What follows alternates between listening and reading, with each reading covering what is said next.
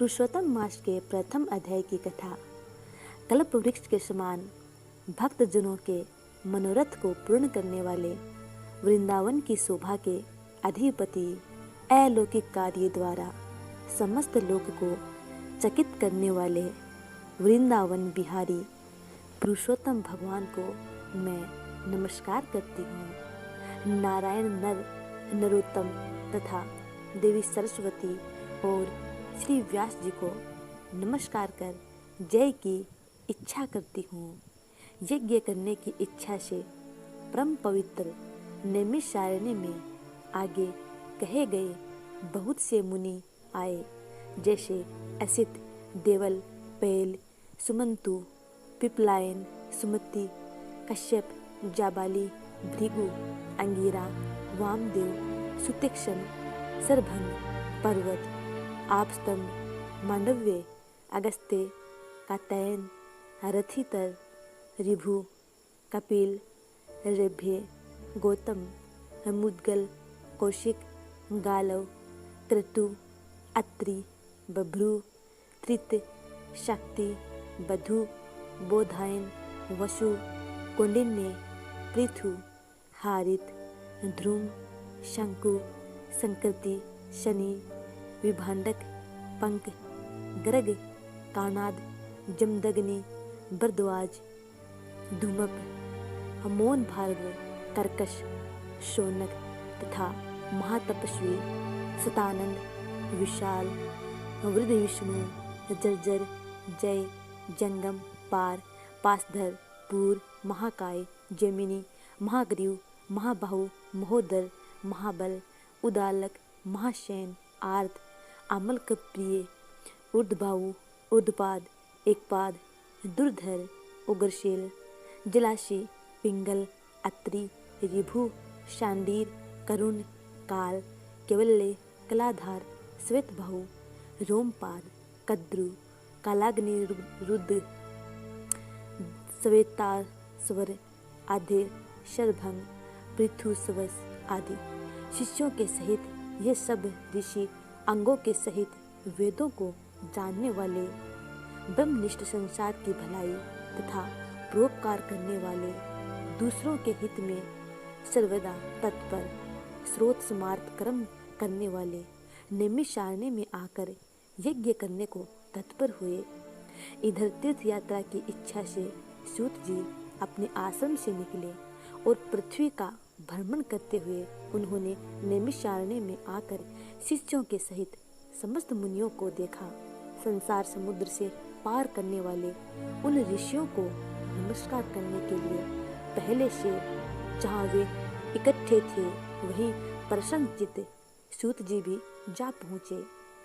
इसके अनंतर पेड़ की छाल को धारण करने वाले प्रसन्न मुख, शांत, परमार्थ, विषाद, समग्र गुणों से युक्त, संपूर्ण आनंदों से परिपूर्ण, ऊर्ध्वपुंड्रधारी, राम नाम मुद्रा से युक्त, गोपी चंदन मृतिका से दिव्य शंख चक्र का छापा लगाए, तुलसी की माला से शोभित, जटा मुकुट से भूषित, समस्त आपत्तियों से रक्षा करने वाले, अलौकिक चमत्कार को दिखाने वाले, भगवान के परम मंत्र को जपते हुए समस्त शास्त्रों के सार को जानने वाले, संपूर्ण प्राणियों के हित में संलग्न, जितेंद्रिय तथा क्रोध को जीते हुए जीवन मुक्त जगत गुरु श्री व्यास की तरह और उन्हीं की तरह निष्प्रिय आदि गुणों से युक्त उनको देख उस नैमिषारण्य में रहने वाले समस्त महर्षिगण सहसा उठ खड़े हुए। विविध प्रकार की विचित्र कथाओं को सुनने की इच्छा प्रकट करने लगे। तब नम्र स्वभाव सूत जी प्रसन्न होकर सब ऋषियों को हाथ जोड़कर बारंबार दंडवत प्रणाम करने लगे। ऋषि लोग बोले, हे सूत जी, आप चिरंजीवी तथा भगवत भक्त हो। हम लोगों ने आपके योग्य सुंदर आसन लगाया है। हे महाभाग, आप थके हैं, यहाँ बैठ जाइए। ऐसा सब ब्राह्मणों ने कहा। इस प्रकार बैठने के लिए कहकर जब सब तपस्वी और समस्त जनता बैठ गई, तब विनय पूर्वक तपोवृद्ध समस्त मुनियों से बैठने की अनुमति लेकर प्रसन्न होकर आसन पर सूत जी बैठ गए। तदंतर सूत को सुखपूर्वक बैठे हुए और श्रम रहित देखकर पुण्य कथाओं को सुनने की इच्छा वाले समस्त ऋषि यह बोले, हे सूत जी, हे महाभाग, आप भाग्यवान हैं। भगवान व्यास के वचनों के हार्दिक अभिप्राय को गुरु की कृपा से आप जानते हैं। क्या आप सुखी तो हैं? आज बहुत दिनों के बाद कैसे इस वन में पधारे? आप प्रशंसा के पात्र हैं। हे व्यास, शिष्य शिरोमणि, आप पूज्य हैं। इस ऐसार संसार में सुनने योग्य हजारों शिष्य हैं, परंतु उनमें श्रेष्ठ कर थोड़ा सा और सारभूत जो हो वह हम लोगों से कहिए। हे महाभाग, संसार समुद्र में डूबते हुओं को पार करने वाला तथा शुभ फल देने वाला, आपके मन में निश्चित विषय जो हो वही हम लोगों से कहिए। हे अज्ञान रूप अंधकार से अंधे हुओं को ज्ञान रूप चक्षु देने वाले, भगवान के लीला रूपी रस से युक्त परमानंद का कारण, संसार रूपी रोग को दूर करने में रसायन के समान जो कथा का सार है वह शीघ्र ही कहिए। इस प्रकार शौनकादिक ऋषियों के पूछने पर हाथ जोड़कर सूत जी बोले, हे समस्त मुनियों, मेरी कही हुई सुंदर कथा को आप लोग सुनिए। हे विप्रो, पहले मैं पुष्कर तीर्थ को गया। वहाँ स्नान करके पवित्र ऋषियों, देवताओं तथा पितरों को तर्पण आदि से तृप्त करके तब समस्त प्रतिबंधों को दूर करने वाली यमुना के तट पर गया। फिर कर्म से अन्य तीर्थों को जाकर गंगा तट पर गया। पुनः काशी आकर अनंतर गया तीर्थ पर गया। पितरों का श्राद्ध कर तब त्रिवेणी पर गया। तदंतर कृष्णा के बाद गंडकी में स्नान कर पुलह ऋषि के आश्रम पर गया। धेनुमती में स्नान कर फिर सरस्वती के तीर पर गया। वहाँ हे विप्रो, त्रिरात्रि उपवास कर गोदावरी गया।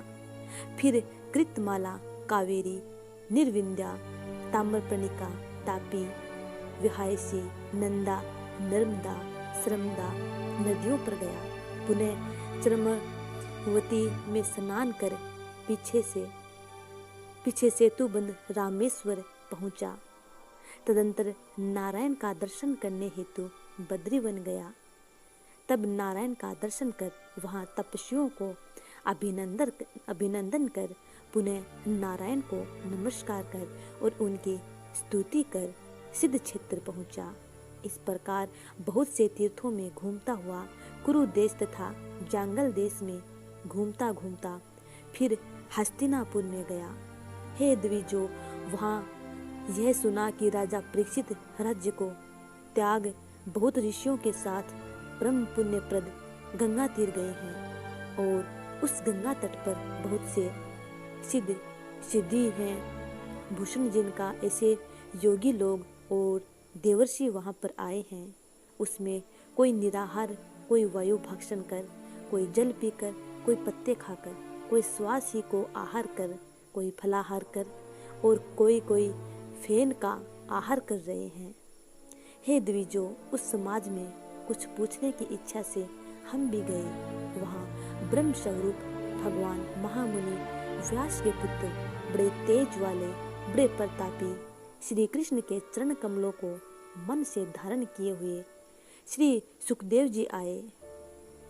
उनकी शंख की तरह कंठ वाले, बड़े लंबे चिकने बालों से घिरे हुए मुख कमल वाले, बड़ी पुष्ट कंधों की संधि वाले, चमकती हुई कांति वाले, अवधूत रूप वाले, ब्रह्म रूप थूकते हुए लड़कों से घिरे हुए, मक्षिकाओं से जैसे मस्त हस्ती घिरा रहता है, उसी प्रकार धूल हाथ में ली हुई स्त्रियों से घिरे हुए सर्वांग धूल रमाए महामुनि सुखदेव को देख सब मुनि प्रसन्नतापूर्वक हाथ जोड़कर सहसा उठकर खड़े हो गए। इस प्रकार महामुनियों द्वारा सत्कृत भगवान सुख को देखकर पश्चाताप करती हुई स्त्रियां और साथ के बालक जो उनको चिढ़ा रहे थे दूर ही खड़े रह गए और भगवान सुख को प्रणाम करके अपने अपने घरों की ओर चले गए। इधर मुनि लोगों ने सुखदेव के लिए बड़ा ऊंचा और उत्तम आसन बिछाया। उस आसन पर बैठे हुए भगवान सुख को कमल की कर्णिका को जैसे कमल के पत्ते घेरे रहते हैं उसी प्रकार मुनि लोग उनको घेर कर बैठ गए। यहाँ बैठे हुए ज्ञान रूप महासागर के चंद्रमा भगवान महामुनि व्यास जी के पुत्र शुकदेव ब्राह्मणों द्वारा की हुई पूजा को धारण कर तारागणों से घिरे हुए चंद्रमा की तरह शोभा पा रहे थे। तो भक्तों, पुरुषोत्तम मास की कथा का प्रथम अध्याय यहीं पर समाप्त होता है।